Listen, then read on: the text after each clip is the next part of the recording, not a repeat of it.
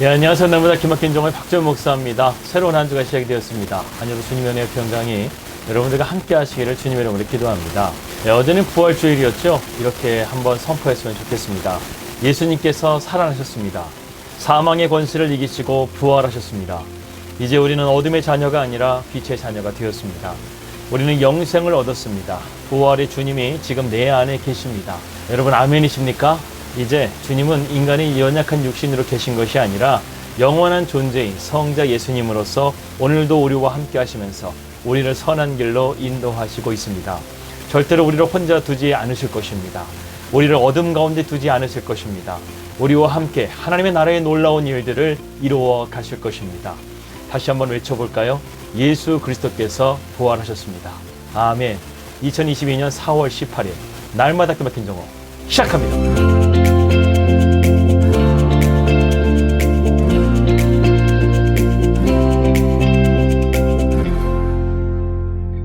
말씀 들어가도록 하겠습니다. 우리는 계속해서 아브라함의 믿음에 대한 삶의 여정을 함께 살펴보고 있습니다. 저는 아내를 저희 멘토 목사님을 통해서 만나게 되었습니다. 오늘날 결혼 상대를 만나게 될 때는요, 대부분 당사자들의 결정에 의해서 결혼이 이루어지게 되는 것을 볼 수 있습니다. 그런데 고대 사회에서는요, 부모님이 배우자에 대한 결정권을 가지고 있었습니다. 그래서 오늘 본문에 보게 되면 아브라함은 자기의 사랑하는 아들 이삭을 위해서 가나안 땅의 여인이 아닌 자기의 고향인 하란이라는 곳으로 보내서 이삭의 배우자를 찾게 합니다.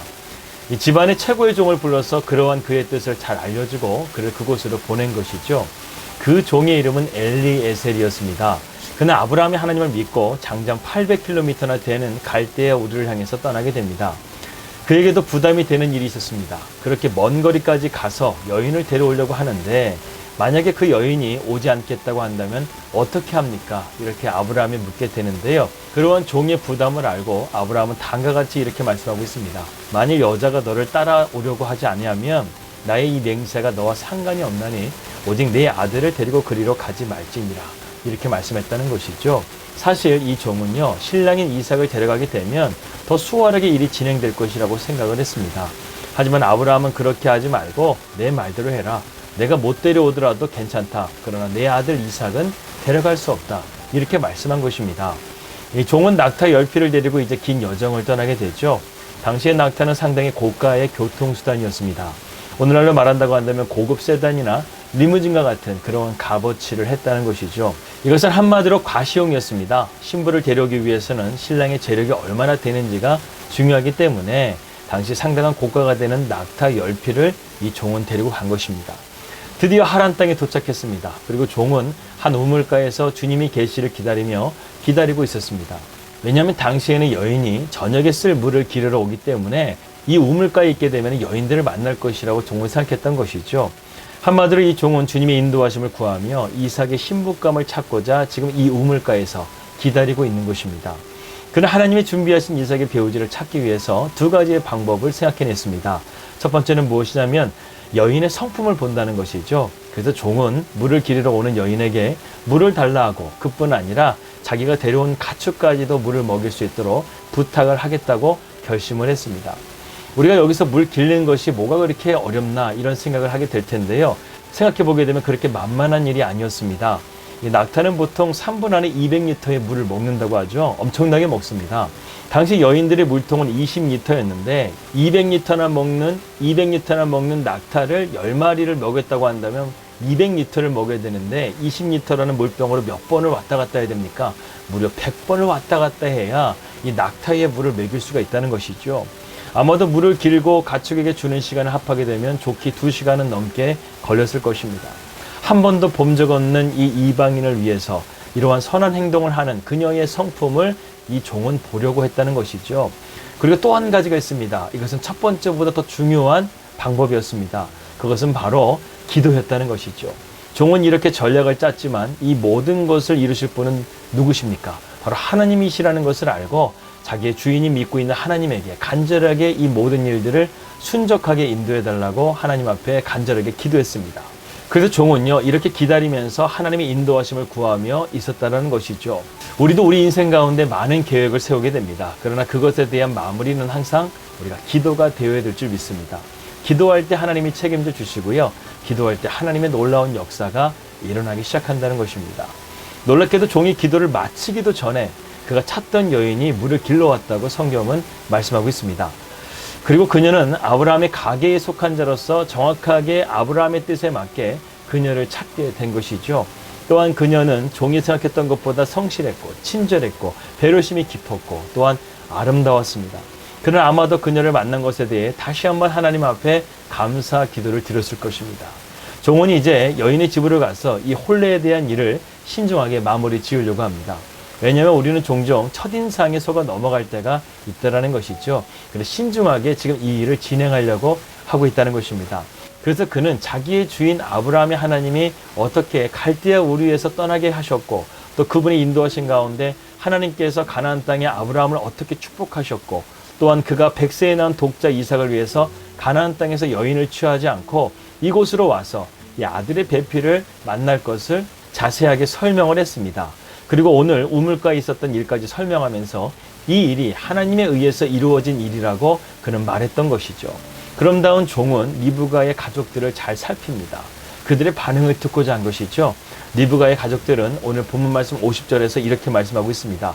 라반과 부두엘이 대답하여 이르되 이 일이 여호와께로 말미암았으니 우리는 가부를 말할 수가 없노라 이렇게 말했습니다. 그들도 하나님이 이 일을 인도하고 계심을 인정했다는 것이죠. 이제 이 모든 일이 거의 끝나갑니다. 그런데 한 가지가 남아있어요. 과연 당사자인 리브가가 종과 함께 이 길을 떠날 것인가 말 것인가 이것이 중요한 결정이 될 수 있다는 것입니다. 아브라함의 종도 가장 우려했던 문제가 바로 이 여인이 과연 800km나 되는 이 가나안 땅으로 얼굴도 보지 못한 신랑을 위해서 떠날 수 있는가 이것에 대한 문제가 가장 큰 문제였던 것이죠. 그런데 그녀는 이렇게 대답합니다. 58절입니다. 리브가를 불러 그에게 이르되 내가 이 사람과 함께 가려느냐 그가 대답하되 가겠나이다. 아브라함의 종의 기도는 이렇게 해서 100% 기도의 응답을 받았습니다. 하나님의 선한 인도하심을 그는 보았던 것이죠.